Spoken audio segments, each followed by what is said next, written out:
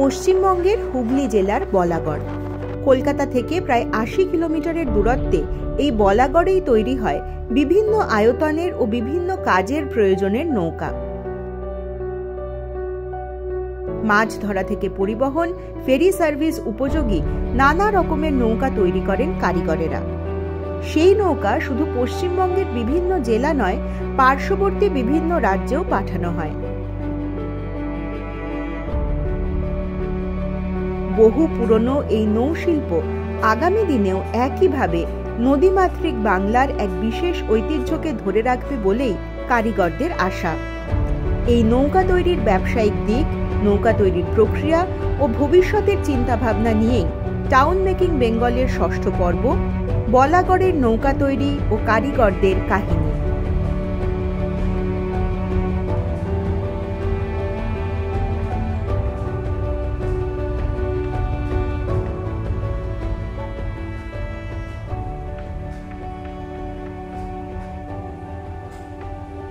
নমস্কার, আমার নাম হচ্ছে শেখ আশরাফ।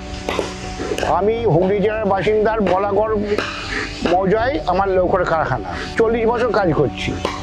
পরিবারের আমাদের কেউ কাজ করতো না, আমি শুধু কাজ শিখেছি। নৌশিল্পের কাজ, নৌশিল্পের বিরাট একটা নাম, ইতিহাসযোগ্য নাম, এটা চারিদিকে ছড়িয়ে যাচ্ছে। নৌজোড় আসলে লোক আগে তো আপনার গঙ্গাতে দানমলকি ছিল না, নৌকাই ছিল। নৌকাতে বেড়ানো, গ্রহণ, ঠাকুর পাথর সব কিছু কাজ যেতেই হতো। আনন্দশীল কাজ একটা, এই যা যুক্ত আমরা এরপর যুক্ত হয়েছি। আর শিল্প নাম আছে তো, আমি অন্য কাজ করতে গেলে বলতে হলো কাজ করতে যাচ্ছি, রাজমিস্ত্রি কাজ করতে যাচ্ছি।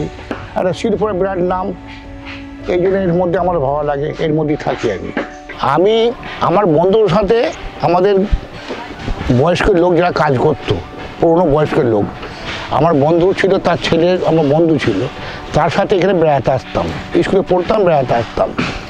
এই কাজে আপনার 2-4 জন লোক হলে কাজ হয় না। তার থেকে তার সাথে আমি থেকে আস্তে আস্তে কিছুদিন আসা যা শিখতে অল্প শিখতে আরম্ভ করলাম। তারপর কাজে জয়েন্ট হয়ে গেলাম। কিছু অল্প মাইনে দিত, জয়েন্ট হয়ে গিয়ে কাজ শিখলাম। শিখে নিজে কারখানা করেছি। আমার বিভিন্ন লোকের কাজ করি। আমার বাইরে কাজ করতে যাই, কাকদ্বীপ যাই, নামখানা যাই, বকখালি যাই, হ্যাঁ, ডায়মন্ড হারবার থাকি, বিভিন্ন জায়গায় একদিন মাইথন, মুকুটমণিপুর, আচ্ছা, বেজরা, ধানবাদ হয়ে, হ্যাঁ, বিভিন্ন জায়গায় কাজ করতে যাই আমরা। দেখুন, এই শিল্পটা বহু দিনকার শিল্প। এই শিল্পটা আমার খুব ভালো লেগেছে বলে লোক তৈরি করা শিখলাম। আমার এক ভাই অন্য কাজে জড়িত আছে, ভাইয়েরা সব অন্য কাজে জড়িত আছে। আমি 5 ভাইয়ের মধ্যে এক ভাই, আমি নৌকা শিখেছি। আমি যার গুরুদেব কাজ শিখেছিলাম, আমি আবার কাজ শিখে তাদের আবার 2-3 ছেলেকে আমি আবার মিস্ত্রি তৈরি করলাম।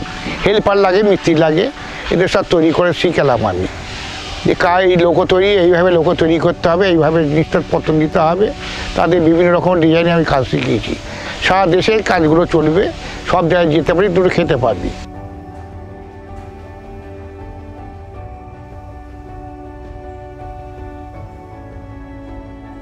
কাজের মৌসুম বর্ষার সময়, আষাঢ় মাস থেকে কাজের মৌসুমটা বেশি হয়। আষাঢ় থেকে চললে আপনার এই ঠান্ডা পর্যন্ত। আবার চৈত্র বৈশাখ মাস থেকে কাজ, রৌদ্রের জন্য কাজ হয় না, আর গ্রাহক আসে না, চাহিদা নেই নৌকার। তখন আমাদের এখান থেকে না বাইরে অন্য লোকের কাজ করলাম, পুরোনো লোকের সারতে গেলাম বাড়ি। তারা এসে নিয়ে গেল যে চলুন ভাই, আমার বাড়িতে কাজ আছে, থাকবে। তারই বাড়িতে খেলাম দিলাম, কাজ করলাম, টাকা পয়সা দিলাম, বাড়ি নিয়ে চলে গেলাম। 15 দিন, 16 দিন, 1 মাস, 1.5 মাস লাগে। বিভিন্ন পথে যাই আমরা। সকালবেলা চলে আসি 7টার সময়, ফ্রেশ হয়ে চান করে রেডি হয়ে এলাম। এখানে এসে 10টার সময় টিফিন করলাম, করে সারাদিন থাকি। আবার 3টের সময় কাজ বন্ধ করে দিয়ে একদম বাড়ি চলে যায়, হাত পা ধুয়ে চান করে ফ্রেশ হয়ে যায়। আগে লোক তৈরি করা করতাম, যেমন মিস্ত্রিরা কাজ করে, সব কাজ আমি করতাম। আর বয়স আসতে বাড়ছে তো, চোখে কম দেখি, সেসব মেন যেগুলো হয় না, র্যাপিড হয়, নানারকম হয়, সেগুলো পারি না তো। যার জন্য কাঠ চিরানো করি, কাঠগুলো সাইড করে দিই, কী কাঠ লাগে, আমার কথা মতন তারা কাঠ লাগাবে, এইসব কাজগুলোর দায়িত্ব কাজগুলো আমি করি। আমার সঙ্গে 6 জন করে। নৌকার সাইজ হয় আপনার 15 ফুট থেকে 60 ফুট পর্যন্ত। কোনো নৌকার মাছ ধরা ডিঙি, কোনোটা ফেরি সার্ভিস, কোনোটা সুন্দরবনে চলার মতন ডিজাইন আলাদা। আমাদের গঙ্গায় চলার মতো আলাদা ডিজাইন আলাদা, এর কোনো রকম ডিজাইন আরম্ভ লোকও তৈরি করতে হয়। কোনোটা মাল বোঝাই যাওয়ার জন্য, কোনোটা সমুদ্রের ঢেউ কাটিয়ে চলার মতন মাছ ধরার জন্য, স্থানীয় গঙ্গাতে আপনার মাল বহনের জন্য আর মাছ ধরার জন্য। এগুলো অনেক রকম নিয়মকানুন লোকদের তৈরি করতে হয়। মাথা নিচু মাথা উঁচু, ছোট সালতি, লঞ্চ সবই আমরা তৈরি করি। যে যেখানে ডিজাইন সে সেখানে করতে হবে। এক এক জায়গায় নৌকার কোয়ালিটি একরকম হবে। যেগুলো আবার সমুদ্রে চলবে যানবাহন সেগুলোর দাম বেশি, সেগুলো হাই টেন্ডারের কাজই করতে হয়। সেগুলো আপনার 15 লাখ 20 লাখ টাকা খরচা হয় এক ছোট সাথে লঞ্চ করতে হলে। ভেতরে কেবিন হবে, মানুষ থাকবে, চলবে, ফেরি সার্ভিস করলে একই খরচা হয়। আর আমাদের হারুডকারের নৌকো আপনার 12,000 থেকে 30-40 হাজার টাকার মতন দাম হয়ে গেল। বিভিন্ন রকমের নৌকো আমাদের সাইজ।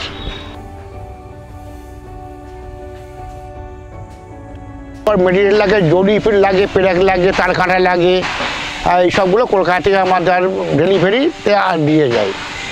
কলকাতা থেকে দোকানে নিয়ে আসে, দোকান থেকে আমরা খরিদ করে কারখানায় নিয়ে আসি। এইগুলো লাগে। আর এই সম্বন্ধে আর স্ক্রু লাগে, পেরেক লাগে, সব কিছু লাগে। সব রকম লোকের কাজ হলে বিভিন্ন রকমের লোকের টাইল হয়, সেসব লোকের সেরকম জিনিস লাগে। কাঠ আসে আমরা মুর্শিদাবাদ থেকে আসি, আপনার বর্ধমান থেকে আসি। হুগলি জেলায় কিছু বাড়ি বাড়ি গাছ পাওয়া যায় এলাকার মধ্যে, রোডের গাছ নানা রকম পাওয়া যায়। সুন্দরবনে কিছু কাঠ পাওয়া যায়।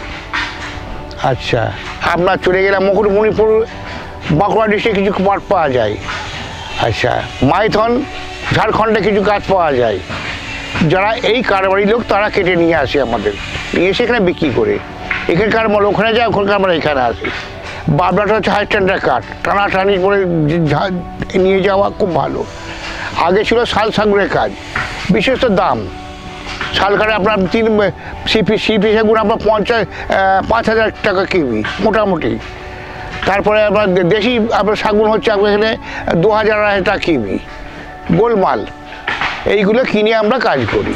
রঙের ব্যাপার, রঙ যারা ভদ্রলোক যারা লোকও কিনবে তারা বাড়ি নিজে রঙ করে নেবে। আপনি আলকাতা করতে পারেন, কেউ জামাং রঙ লাগাতে পারে, দামি রঙ লাগাতে পারে, এইগুলো তাদের ব্যাপার, তারা বাড়ি নিয়ে করবে। আমাদের খালি লোকও তৈরি হয়ে কিনে নিয়ে চলে গেল। এখানে কলাপাতি কপিং বড়া হবে লোকার মধ্যে, সেগুলো তারা খরচায় করবে। আমি লোকরা বিক্রি করলাম ভ্যানে কি লরিতে নিয়ে চলে গেল। নোয়া জলের ব্যবস্থা আলাদা নিতে হবে, ওটার কেমিক্যাল আলাদা আছে। জল তো একই জল, কেমিক্যাল থাকে, ওই জলে কেমিক্যাল আলাদা, ওটাকে ফাইবার করতে হবে। নোয়া জলে পোকা লাগে, পোকা থাকে, প্রচণ্ড পোকা। দেখবেন কলকাতায় আপনার প্রিন্সি ঘাটের ওখানে কেমন পোকা, একটা লোকও নতুন নিয়ে গেলে 6 মাস যেন তোরা খেয়ে ফেলে। ওইগুলোর জন্য বিবরণ আলাদা আছে।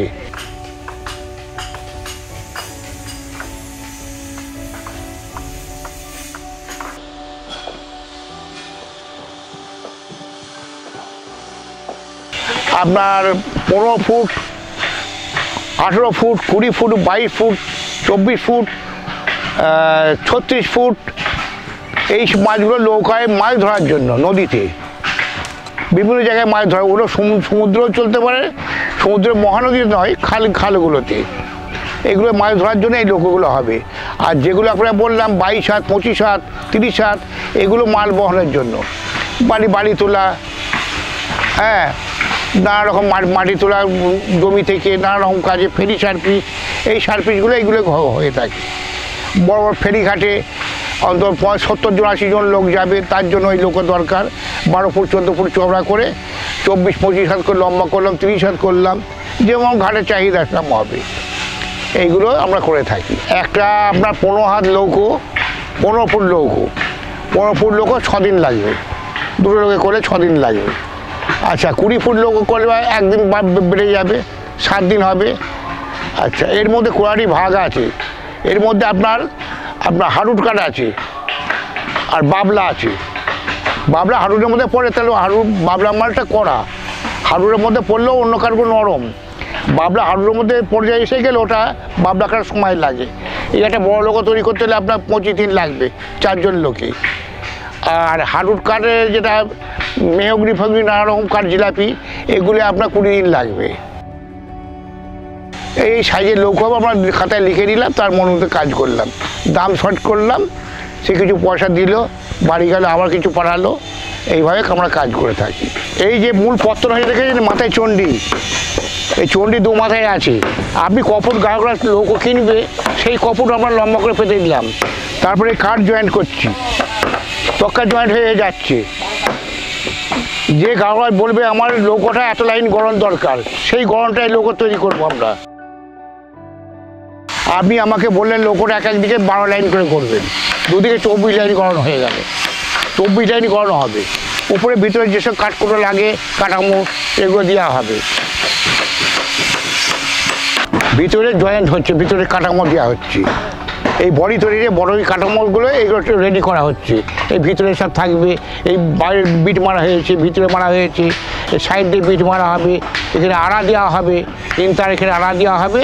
তো আমার যেসব কাজ লাগে সমস্ত কাজ কমপ্লিট করে পাঠিয়ে দিতে হবে। এই ভিতরে বিবরণ আছে, ভাগ আছে, নাম আছে। হ্যাঁ, এটা ডালির কাঠ, মেন এটা ডালি, সাইডে বিট, এটা গোছা, ওটা বাঁকা। তারপরে আড়াগুলো পড়বে, 4-3 আড়া পড়বে কি 4-4 পড়বে, এইভাবে এগুলো পড়বে না, কমপ্লিট হবে।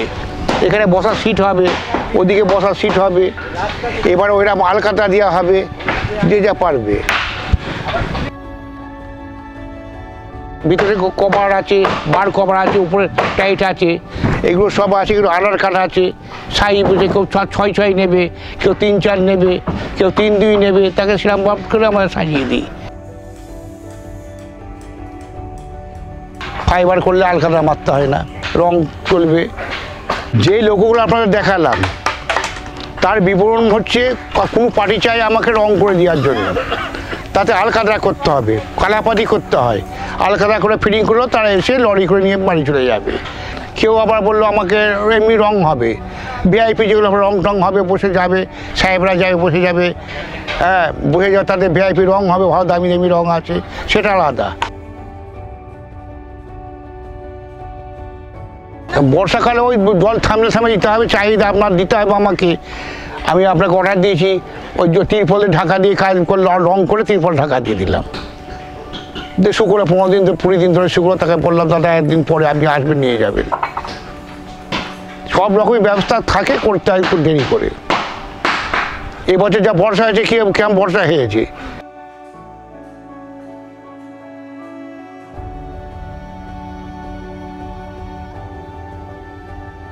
এই শিল্প যতদিন জল থাকবে, এই নৌশো ততদিন চলবে। আমরা এখানে ওখানে ওখানে কাজ করে খেতে পারবো। মাছ ধরার লোকের সাথে জড়িত থাকছি আমরা, তো আমাদের নৌকা মাছ ধরা পরিবহন বেশি নেয়, কাঠ সার্ভিসে নেয়। তাছাড়া এই লোক কোনো কাজে আমাদের এখানে আসে না। যতদিন জল আমরা আছে নদীতে, আমরা ভরসা রাখি, ততদিন আমরা খেয়ে পরে বাঁচতে পারবো। ছেলে পেলে আমাদের কাজকর্ম করতে হবে। আমার ছেলে, আমার ভাইয়ের ছেলে পরস্পর কাজ শিখছে, চলে আসছে, এই কাজে জড়িত থাকবে।